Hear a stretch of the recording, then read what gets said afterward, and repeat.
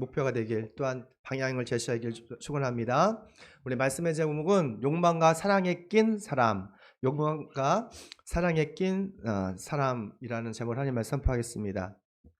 하나님의 형상대로 창조된 사람은 욕망과 욕구가 있습니다. 우리 사람의 마음에는 육체적인 욕망 또한 정신적인 욕망이 있죠. 우리 생각해 보면 육체적인 욕망이 뭘까요? 식욕, 성욕, 탐욕. 우리가 맛있는 고급집에서 맛있는 음식을 먹고 싶고 좋은 차를 타고 싶고 또 안락한 집안에 살고 싶고 또 자기가 있는 것을 자랑하고 싶은 마음들. 이것이 바로 어떻게 보면 육체의 욕망, 욕구이죠.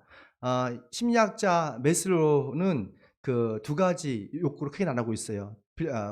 결핍의 욕구 또한 성장의 욕구를 말하면서 모든 사람들은 아주 기본적인 욕구부터 자아실현 욕구까지 다 있다 이 이야기를 합니다. 사람들은 이런 욕망을 채우기 위해서 정말 열심히 삽니다. 아침에 일찍 일어나서 저 늦게까지 열심히 일을 하죠. 그런데 예수 그리스도를 믿는 사람들은 이 육체의 욕망보다 더 강렬한 영적인 욕구가 있음을 알아요. 예수님을 믿고 거듭난 사람은 하나님의 뜻대로 살고 싶고 또 하나님과 동행하고 싶은 그런 영적인 욕구가 있습니다. 왜냐하면 세상의 욕망은 이 안개처럼 금방 사라지지만 하나님의 뜻은 영원하기 때문에 그렇습니다. 우리 17절 말씀 있습니다. 이 세상도 사라지고 이 세상의 욕망도 사라지지만 하나님의 뜻을 행하는 사람은 영원히 남습니다 라고 말합니다. 여기서 우리는 세상을 사랑해서 세상의 욕망대로 사는 사람도 있고 또 한 사람은 하나님을 사랑해서 하나님의 뜻대로 살아가는 영적 욕구대로 사는 사람이 있다는 것을 알 수가 있어요. 그러면 욕망과 사랑에 낀 사람이 아니라 하나님의 뜻대로 사는 사람은 어떤 삶을 살까? 함께 있습니다. 예수님처럼 서로 사랑하라는 거예요. 예수님께서 우리 사랑하신 것처럼 서로 사랑하는 삶을 산다는 것이죠. 예수님께서 2000년 전에 생명의 빛으로 이 땅에 오셨어요. 예수님께서 이 땅에 오신 것은 율법을 폐하러 오신 것이 아니라 율법을 완성하기 위해서 오셨습니다. 예수님께서 어떻게 율법을 완성하셨어요? 바로 십자가의 사랑으로 완성하셨어요. 그래서 예수님은 우리에게 욕망으로 살지 말고 바로 사랑으로 살아가는 새 계명을 주셨던 것이죠. 7절입니다. 있습니다. 내가 여러분에게서 보내는 것은 새 계명이 아니라 여러분이 처음부터 가진 옛 계명입니다. 여기 보니까 옛 계명이 있고 새 계명이 있잖아요. 이 옛 계명은 우리가 출애굽기 20장에 나오는 어떻게 보면 10계명이에요. 하나님께서 하나님의 권능의 손으로 이집트에서 노예로 사는 백성들을 구원하시고 너희들은 더 이상 노예가 아니야. 그러며 주신 말씀이 바로 10계명입니다. 하나님의 백성은 적어도 이 10계명 안에서 살아야 된다는 말씀을 주셨어요. 근데 예수님은 이 10계명을 두 가지 계명으로 압축하셨어요. 바로 하나님을 사랑하라, 이웃을 사랑하라. 이 두 말씀을 맞춰가시는 거예요. 우리가 하나님을 사랑하면, 우리가 누군가를 사랑하면 그 사람을 위해서 우리의 시간과 우리의 재정과 관심을 쏟게 돼 있어요. 오늘 이렇게 추운 날에도 불구하고 교회에 나온 것은 왜 그래요? 하나님을 사랑하기 때문에 그런 거예요.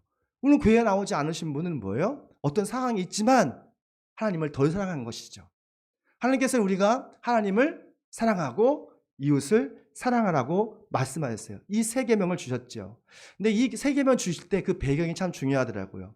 요한복음 13장에 보면 유월절이 있었습니다. 유월절에 예수님께서 이 세상을 떠나서 아버지께로 돌아갈 시간이 가까워진 것을 아셨어요. 근데 우리 예수님은 제자들을 사랑하시되 끝까지 사랑하셨어요. 우리처럼 변덕스럽게 사랑한 것이 아니라 끝까지 한결같이 사랑하셨어요. 그래서 예수님의 사랑의 표시로 제자를 부르십니다. 그리고 큰 대에다가 물을 가져오래요. 그리고 한 사람 한 사람 제자들의 발을, 냄새나는 그 발을, 더러운 발을 씻기 시작했어요. 다 한 명 하면 다 씻겼어요. 그 당시 발 씻긴다는 것은 모슴들도 종들도 거부할 수 있을 만큼 한창고 더러운 일이었습니다. 그런데 예수님은 하나님이시면서 스승님이면서도 불구하고 제자들의 발을 사랑으로 씻겨주셨던 거예요. 그런데 이 제자들은 그 예수님의 그 사랑을 받으면서도 딴 생각이 있었어요. 그게 뭐죠? 그거는 예수님이 왕이 되시면 그 왕이 됐을 때 내 한 자리 해야지. 영의정, 자의정, 적어도 이런 자리에 탐을 내고 있었어요. 전 권력에 대한 욕망이 있었던 것이죠. 그때 예수님께서 제자들의 발을 씻기면서 하신 말씀이 있어요. 요한복음 13장 34절 말씀입니다. 있습니다. 이제 나는 너에게 새 계명을 준다. 서로 사랑하라. 내가 너를 사랑한 것 같이 너희도 서로 사랑하라. 요한복음 13장 34절 말씀에 말씀하고 있어요. 예수님은 제자들 사이에서 권력에 대한 욕망이 가득 차 있다는 것을 아셨어요. 그래서 너희들이 그 욕망, 그 권력에 대한 욕망을 위해 살지 말고 내가 너희들 이렇게 발시켜준 것처럼 서로 사랑하는 거예요. 그러니까 예수님께서는 큰 권세 있는 자는, 하늘에서 큰 권세 있는 사람은 예수님처럼 낮은 자리에서 주변 사람들을 섬기는 사람이 가장 크다고 말씀하시는 거예요. 그런데 이 예수님 하신 말씀은 예수님 말씀하신 게 아니더라고요. 벌써 옛 구약 성경에 말씀하고 계셨어요. 레위기 19장 18절입니다. 있습니다. 한 백성끼리 앙심을 품거나 원수 갖는 일이 없도록 하여라. 다만 너는 너희 이웃을 내 몸처럼 사랑하여라. 나는 전능하신 주다 라고 말했습니다. 그러니까 우리 교회 내에서 뭘 품지 말라고? 앙심, 원수 갚는 일, 그런 것이 없어야 된다고 말하고 있는 거예요. 그리고 네 이웃을 네 본처럼 사랑하라. 저는 이게 예수님이 하신 말씀인지 아는데 벌써 구약 성경에 이게 잘 나와 있던 것이에요. 대부분의 사람들은 나한테 잘해주고 나를 섬겨주는 사람을 참 좋아하고 사랑합니다. 그렇지 않습니까? 대부분이 그래요. 이것을 우리는 뭐 어떤 계약적인 필요에 의해서 만나는 그런 사랑이죠. 근데 나를 힘들게 하고 상처를 주고 하는 사람들 보면 가슴이 울렁울렁대고 참 용서하기가 힘들어요. 저는 이 사랑이라는 말이 너무너무 힘들어요. 요즘 나이가 들수록 이 사랑한다는 말이 참 힘들어져요. 그렇지 않습니까? 직장생활 적어도 3년, 5년 해본 분들은 제가 무슨 말인지 아실 거예요. 아니, 나를 괴롭히기 위해 태어났나 이 사람은? 항상 괴롭히는 사람이 있어요. 안 맞아. 로또처럼 안 맞아요. 그러니까 너무 성격이 안 맞고 나 힘들게 하고 서로 가시가 돼서 상처를 주는 사람이 있어요. 근데 예수님은 그 원수 같은 사람은 어떻게 말씀하세요? 사랑하라는 거예요. 너희들 박해하는 사람들을 위해서 기도하고 사랑해야 돼. 근데 기도할 때 막 나의 그 아픈 그런 속마음을, 속상함을 말할 수는 있어요. 하나님, 이 사람 때문에 너무너무 속상합니다. 말할 수 있는 것 같아요. 여튼 서로 그를 위해서 기도하고 사랑하라는 거예요. 예수님이 서로 사랑하는 이 세 계명은 우리의 힘으로는, 나의 의지는 도저히 불가능해요. 그래서 날마다 우리는 예수님의 십자가의 사랑을 경험해야 돼요. 날마다 우리 향한 십자가의 사랑을 경험할 때 우리 힘들게 하는 그 사람들도 조금은 용서가 되고 이해가 되는 거예요. 요한일서 3장 16절입니다. 함께 있습니다. 그리스도께서 우리를 위하여 자기의 목숨을 버리셨습니다. 이것으로 우리가 사랑을 알게 되었습니다. 그러므로 우리도 형제자매를 위하여 목숨을 버리는 것이 마땅합니다. 아멘. 그러니까 우리 미세먼지보다 못한 이 죄인을 위해서 예수님께서는 하늘의 영광 보좌를 버리시고 이 땅에 오셔서 희생 제물이 되셨던 거예요. 우리를 괴롭히는 원수조차도 용서하고 사랑할 수 있는 것은 우리가 십자가를 바라볼 때, 십자가의 사랑을 경험할 때 가능합니다. 참 우리 교회 내에서 정말 우리가 서로서로를 용서하고 사랑하기 축원합니다. 여러분이 날 사랑하면 이렇게 대답해서는 안 돼요. 아멘! 그 소리 좀 해주셔야 돼. 아셨죠? 아멘. 아멘 하신 분들만 밥 많이 드시기 바랍니다. 야, 우리가 예수님의 사랑을 살아가는 데 있어서 방해가 되는 게 진짜 많아요. 그렇지 않습니까? 그걸 대해서 좀 우리가 함께 보겠습니다. 두 번째입니다. 믿습니다. 시작. 아멘. 육체의 욕망을 경계하는 거예요. 야, 우리 예수님의 사랑으로 살고 싶죠. 우리 마음속에 항상 평안이 있고 싶죠. 근데 우리 방해하는 것이 있습니다. 육체의 욕망이에요. 우리 15절 말씀 있습니다. 여러분은 세상이나 세상에 있는 것을 사랑하지 마십시오. 누가 세상을 사랑하면 그 사람 속에는 하나님 아버지에 대한 사랑이 없습니다. 아멘. 우리가 하나님을 사랑하고 예수님을 사랑한다 하지만 너무도 그 세상을 더 사랑할 경우가 참 많은 것 같아요.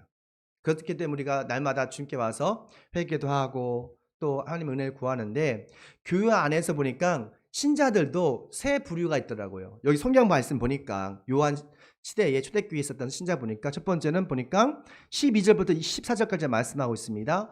어린이 같은 신앙이 있어요. 그리고 젊은이 같은 신앙이 있고 아버지 같은 신앙이 있더라고요. 우리 여러분 읽으셨죠? 그러니까 어린이 같은 신앙은 예수님께서 자신의 모든 죄를 용서하셨다는 것을 아는 사람이에요. 이런 사람은 은혜를 잘 받습니다. 하나님을 기쁘게 찬양하고 감사하고 그 은혜를 받는, 정말 순수하게 받는 그런 사람들이에요. 하지만 이 어린이 같은 신앙들은 열매가 없어요. 그냥 예배드리는 게 너무 행복한 거예요. 찬양하는 것이 너무 행복한 거예요. 교회 오는 것이 너무 행복한 거예요. 그냥 거기서 끝이에요. 두 번째 보니까 젊은이 같은 신앙이 있어요. 이 말씀은 하나님의 말씀을 품에 품고 가슴에 품고 세상에 나가서 영적인 전쟁하는 거예요. 믿지 않는 사람들과 갈등이 있지만 끝까지 말씀을 붙잡고 진리의 말씀대로 뚜벅뚜벅 걸어가는 사람들입니다. 말씀을 가지고 승리하는 사람, 많은 갈등이 있죠. 세상을 변형시키는 사람들이에요. 세 번째 보니까 아버지 같은 사람이 있어요. 아버지 보니까 태초부터 계신 예수님을 아는 성숙한 그리스도인이에요. 이분들은 성품이 너무 좋은 거예요. 예수 믿기 전과 후가 너무 다른 거예요. 예수 믿고 성품이 변화됐어요. 혈기가 온유로 바뀌었어요. 급함이 침착함으로 바뀌었어요. 점점 그 모습이 예수님처럼 그리스도의 경지까지 오른 거예요. 아, 그래서 이분 보면 장로님 같다. 이분 보면 목사님 같다. 라고 느껴지는 수준까지 삼일체 하나님을 이해하고 깊은 영성이 있는 그런 삶이죠. 이런 분들은 날마다 성경을 스스로 읽고 묵상하고 말씀을 주위에 있는 사람과 나누는 사람들입니다. 여러분, 우리는 어떤 영적 수준이 있는지 여러분 체크해 봤으면 좋겠어요. 어린이, 젊은이, 그리고 아버지 같은 이 세 수준이 어느 수준이 있는지. 근데 어떤 분은 어린이 같은, 젊은이 같은, 또는 아버지 같은 영성이 있을 수 있어요. 근데 우리가 감사한 것은 우리가 날마다 예배를 통해서 또한 말씀을 통해서 조금씩 어떻게 되는 거예요? 성장할 수 있다는 거예요. 어린이가 젊은이로, 젊은이가 아버지로 성장할 수 있다는 겁니다. 그런데 우리 영적 성자가 성성을 방해하는 사탄의 아주 치명적인 유혹이 있어요.